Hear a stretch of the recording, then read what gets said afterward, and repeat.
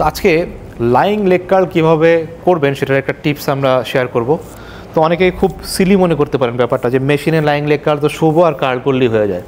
But সমস্যাটা হলো এইখানে যে আমরা যখন লাইং লেগ কার্ল করি, আপনি যদি এই র্যাপটাকে একবারে টাইনা উপরে তুলে ফেলেন, তখন দেখা যায় যে আমাদের মাসেলে প্রপার কন্ট্রাকশন হয় না এবং অনেকেরই লোয়ার ব্যাকে প্রেশার চলে আসে।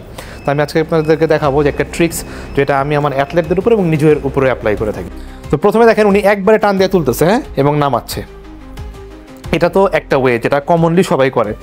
এখন আমি যেটা করব, প্রথমে জিম ভাই উপরে উঠান, হ্যাঁ, স্টপ, এখান থেকে আপনি স্কুইজ করেন, আবার নামান, ফুল স্ট্রেচ, দেন উঠান, এখানে স্টপ করেন, করার পর এখান থেকে স্কুইজ করেন, এই রাইট, আবার নামান।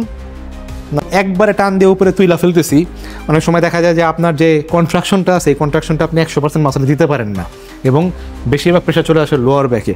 কিন্তু যখনই আমরা এটাকে নামাচ্ছি, নামানোর পর উঠান, একদম কাছাকাছি মিড পোর্শনে এটা পজ করতেছি, পজ করার পর আমরা আবার একটা কন্ট্রাক্ট করতেছি, তখন আপনি প্রথমত যখন এখানে না পজ করতেছেন তখন আপনার সব মাসেল একদম হার্ডলি কন্ট্রাক্ট হয়ে থাকে।